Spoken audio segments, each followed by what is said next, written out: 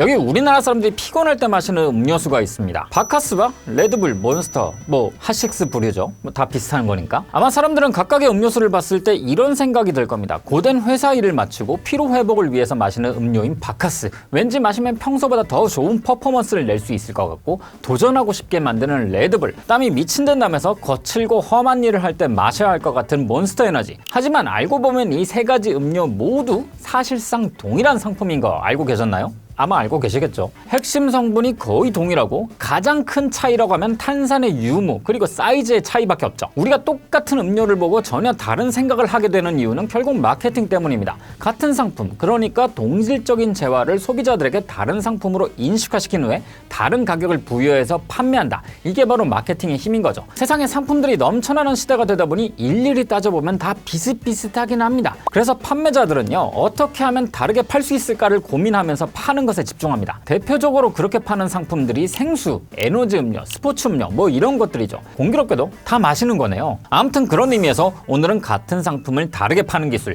한마디로 제품 마케팅에 대한 이야기입니다. 생수는 이 분야에서 가장 오래된 역사를 가지고 있습니다. 생수 산업의 전체적인 이야기는 옛날에 돈슐랭 초창기 때 제가 다룬 적이 있긴 한데요. 간략하게 요약하자면 이렇습니다. 생수 산업의 시초는 유럽에서 온천수가 약용 효과가 있다면서 귀족들에게 팔린 것에서부터 출발합니다. 그래서 여러분들이 잘 아시는 유럽 탄산수 브랜드들 페리에나, 산펠레그리노, 게롤슈타이너 등은 다 그 지역의 온천에서 출발했었죠. 사실 20세기에 유럽 또한 상하수도 시설의 완비로 수돗물을 마셔도 되는 수준에 이르렀습니다. 하지만 이때부터 생수의 판매량이 급증하기 시작했는데요. 그건 이 생수 업체들이 아이를 위한 물, 건강을 위한 물이라면서 특별한 물로 포장을 한 덕분이었죠. 에비앙 같은 경우에는 5, 60년대에 아이를 위해서는 그냥 수돗물보단 미네랄 구성이 잘 되어 있는 물을 마셔야 한다. 이런 식으로 홍보를 했고요. 페리에의 경우에는 스포츠와의 연계를 통해서 액티비티한 활동을 하는 사람들이 마시는 쿨한 음료수로 포지셔닝했죠. 결국 사실상 동질한 물이더라도 역사와 이미지를 입히면서 뭔가 더 특별한 것으로 만들어낸 거예요. 여기에 특별함을 완성시켜주는 것은 가격입니다. 사람들은 물 가격이 비쌀수록 그 물이 더욱 고급진 물이라고 생각하는 경향이 있거든요. 좋은 물이니까 가격이 비싸겠지. 이렇게 생각한 건 사람들이 어떤 상품의 품질에 대해서 잘 모르는 상황일 때 자연스럽게 하게 되죠. 왜냐하면 그 상품의 품질에 대해서 기대를 할 때 가격을 대리 지표로 쓰기 때문입니다. 사실 거의 대부분의 상품들은 가격과 품질이 비례하잖아요. 그래서 품질을 잘 알 수 없는 상황에서는 이러한 추측이 대충 맞아떨어지니까 아예 효과가 없는 건 아니죠. 그런데 생수는 여기서 예외입니다. 생수 가격에서 가장 큰 요소를 차지한 건 운송 비용이거든요. 생수는 사실 단위 무게당 가격이 가장 저렴한 상품군에 속합니다. 현재 삼다수 2리터가 편의점 기준으로 약 1,950원 정도에 팔리는데요. 그러니까 소매가 기준으로는 1kg당 약 1,000원 정도에 해당하는 거죠. 그래서 삼다수 1톤을 실었을 때도 그 가격은 약 100만 원 정도에 불과한 거죠. 그것도 소매가 기준으로요. 현재 미국 선물 시장에서 밀리 1kg당 $20, 약 하나로 28,000원 정도에 거래되고 있습니다. 그럼 여기서 같은 1톤을 싣고 운송을 했을 때 운송비가 100만 원이라 치면은 그 운송비를 포함한 가격을 생각해 볼게요. 그럼 밀은 총 2,900만 원. 물은 200만 원이 드는 거예요. 총 가격에서 운송비가 차지한 비율이 15배 정도 차이 나는 거죠. 이런 특성으로 인해서 생수는 운송비가 그 가격의 대부분을 차지할 수밖에 없는 구조인 거예요. 이 때문에 생수의 가격은 절대적으로 그 취소원이 판매적으로 얼마나 멀리 떨어져 있느냐에 따라 결정됩니다. 국내 생수 중에서 삼다수가 제일 비싼 건요, 삼다수가 특별하기 때문이 아니라 육지까지 배로 실어와야 하니까 비싼 거고요. 해외 생수들이 비싼 것도 그 먼 거리를 배로 실어와야 하니까 비싼 거죠. 물론 여기서 반론을 제기하시는 분들도 있습니다. 생수 간의 차이는 가격 차이만 있는 것이 아니라 분명히 브랜드에 따라 엄연히 맛의 차이가 존재한다고요. 그것도 사실이긴 해요. 함유된 미네랄 구성에 따라서 물의 질감과 맛이 미묘하게 다르긴 하거든요. 그런데 이 차이를 느낄 수 있는 사람은 블라인드 테스트를 해봤을 때 전체의 30% 정도에 불과합니다. 그러니까 대다수의 사람들은 차이를 못 느끼는 거죠. 그래서 대부분의 사람들은 브랜드로 구분할 수 있을 뿐이란 거예요. 그렇기 때문에 생수 브랜드들은 철저하게 이미지를 강조합니다. 천연, 아름다운 산과 바다, 이런 이미지를 계속 노출시키는 거죠. 그런 자연과 깨끗한 이미지를 물에 입히려고 말이죠. 그래야 소비자들이 이 물을 다른 물과는 다른 상품으로 인지할 수 있으니까요. 물은 다 같은 물이지만 알프스의 물, 빙하의 물, 심층 해양수의 물 이렇게 얘기하면 전부 다 다르긴 하거든요. 하지만 생수가 플라스틱 병에 담긴 이상 그 물이 얼마나 청정한지 얼마나 차이가 나는지는 약간 의문이 들긴 합니다. 생수는 뚜껑을 따는 과정에서 미세 플라스틱이 많이 들어가게 되는데요. 결국 어디서 취수를 해왔던 간에 인간의 산물인 미세 플라스틱에서 자유로울 수는 없는 겁니다. 그래서 가장 깨끗한 물은 필터로 걸러낸 수돗물이란 말이 나오는 것도 이런 이유 때문이죠. 거죠. 자, 그 다음은 에너지 음료입니다. 인트로에서 얘기했지만요, 바카스와 레드불, 몬스터 이건 사실 다 동일한 상품입니다. 그럴 수밖에 없는 게 일본에 리포비탄 D가 등장하고 나서 바카스가 등장했는데요, 그 시절 상품들이 다 그랬듯이 일본 제품을 참조했다는 의혹이 있죠. 태국의 끄라팅댕도 그렇게 등장한 상품이고요. 그리고 그 끄라팅댕을 오스트리아의 사업가 디트리 마스테시츠가 출장 중에 마셔보고 꽂혀서 리브랜딩해서 유럽에 출시한 게 바로 레드불입니다. 또 이 레드불의 성공을 보고서 유사 상품으로 나온 게 바로 몬스터 에너지고요. 그리고 이 레드불과 몬스터가 국내에 수입되니까 이걸 또 유사 상품으로 만들어 출시한 게 또 하식스죠. 그래서 따져보면 결국 같은 뿌리에서 출발한 다 동일한 상품인 거예요. 핵심 성분만 살펴봐도 진짜 유사하거든요. 비타민 B 복합제, 타우린, 카페인, 그리고 당분. 다만 여기서 차이가 있다면 탄산이죠. 리포비탄이 등장한 이후 아시아권에서 등장한 비슷한 음료들은 전부 탄산이 없었습니다. 근데 끄라팅댕을 마셔본 마테시츠는요, 이건 오스트리아에서 팔리기는 힘들다고 생각했어요. 이런 바카스케일 음료는요,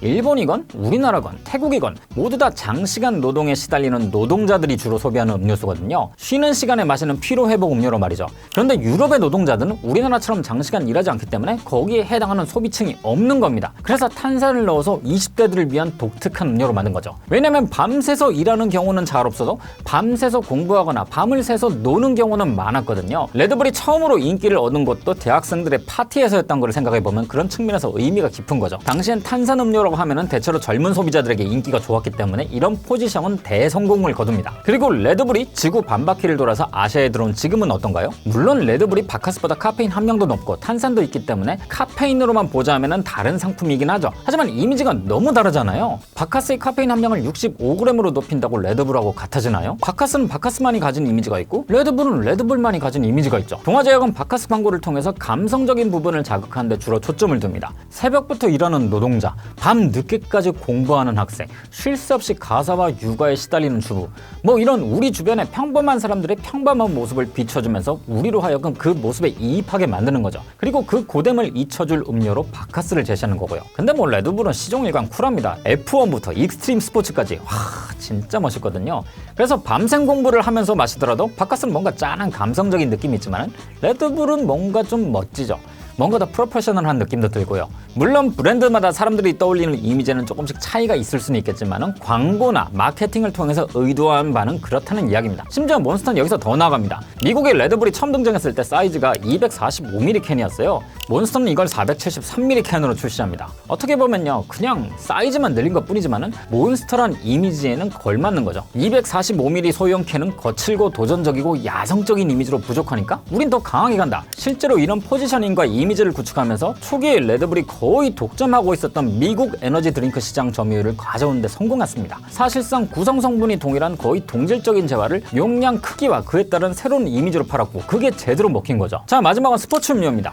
우리나라에서는 이온 음료로 부르는 카테고리죠. 이 분야를 개척한 게토레이는요, 스포츠 선수들이 경기 중에 흘린 땀과 수분을 보충하고 경기력을 계속 유지하는 목적으로 포지셔닝해서 스포츠 음료란 카테고리로 분류합니다. 반대로 일본과 우리나라는 포카리 스웨트가 이 분야를 선점해버리면서 스포츠적인 이미지로 잡히질 않았죠. 대신 더위로 인해 흘린 수분을 보충하는 시원한 청량한 음료수로 팔렸기 때문에 이온 음료란 카테고리 분류가 된 거죠. 잘 아시겠지만 이 상품들도 다 동일합니다. 여기에 파워에이드도 그렇고 그리고 가장 최근에 미국에서 등장한 바디아머도 그렇고 구성 성분은 전부 거의 차이가 없어요. 수분, 나트륨, 당분. 여기서 맛과 향 그리고 색을 좀 다르게 내기 위한 향료에서 조금의 차이가 있을 뿐. 그러니까 전 세계 모든 스포츠 음료와 이온 음료는 사실상 색과 향만 다른 동일한 음료수나 마찬가지인 거죠. 그런데도 우리는 이 음료들을 전부 다르게 인지합니다. 같은 음료수라고 생각하질 않아요. 게토레이 사례는 전에 제가 다른 영상에서 언급한 적도 있죠. 게토레이를 마시면 경기력이 향상된다는 신화를 만들어낸 거죠. 이 신화를 구축하기 위해서 로버트 케이드 박사는 거짓말도 서슴지 않았습니다. 같은 게토레이를 마셨는데 왜 작년엔 성적이 안 좋았다가 올해는 성적이 좋았느냐? 이 기자의 질문에 케이드 박사는요, 그건 게토레이의 성분 배합을 바꿨기 때문이다, 이렇게 주장했습니다. 사실은 팀이 바뀌어서 우승한 건데 말이죠.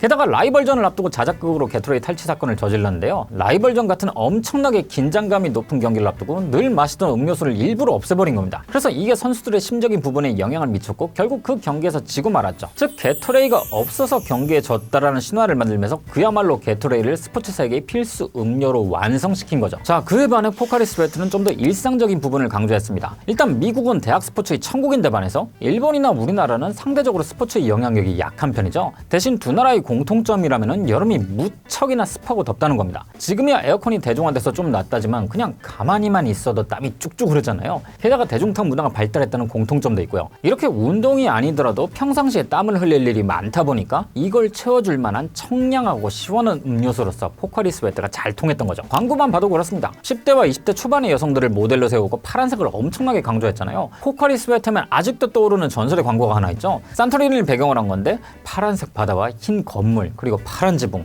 야, 이거 비주얼만 봐도 분명하죠. 청량감, 이걸 엄청 강조하는 겁니다. 이렇게 동일한 상품이라 하더라도 구축된 이미지가 다르다 보니까 소비자들도 머리로는 동일한 상품이란 걸 알아도 체감적으로는 다르게 느낍니다. 예를 들어 게토레이나 파워에이드는 뭔가 좀 더 격한 운동을 한 후에 마셔야 할 것 같다는 느낌이 든단 말이죠. 자, 오늘의 교훈은 이겁니다. 우리가 소비한 건 상품이 아니라 상품의 관념이란 거죠. 이래서 모든 기업들이 마케팅과 광고에다가 사활을 거는 겁니다. 어차피 현재 나와 있는 거의 대부분의 상품들은 다 비슷비슷하거든요. 차이도 거의 없고요. 이게 만약 모두가 잘해가지고 상향 평준화가 된다, 그럼 정말 흔히 말하는 본질로는 차이를 낼 수가 없습니다. 그 정말 미묘한 차이를 구분할 수 있는 사람들도 소수의 소비자에 불과하거든요. 하지만 같은 상품이라 하더라도 소비자들에게 어떻게 인지시키느냐에 따라서 완전히 달라질 수 있죠. 생각해보면 이건 상품이 아닌 개인의 영역에서도 비슷한 것 같습니다. 정말 뛰어난 소수의 천재들을 제외하면 개개인들 간의 차이는 그닥 크지 않거든요. 생각하는 것들도 대부분 비슷합니다. 애초에 비슷한 교육을 받고 비슷한 것들을 보고 경험하면요, 나오는 발성도 비슷할 수밖에 없어요. 그렇지만 서로에게는 아주 약간의 차이를 어떻게 강조하고 인지시키느냐에 따라서 각각의 우리는 전혀 다른 개체들로 인정을 받을 수 있는 것이죠. 동질적인 개인은 부품처럼 대체되기 쉽습니다. 하지만 차이가 있다면 대체되기가 어렵죠. 이건 현대사회에서도 치열한 경쟁을 하고 있는 우리 각각의 개인들에게도 적용될 수 있는 문제라고 봅니다. 자, 오늘 영상도 재밌으셨다면요,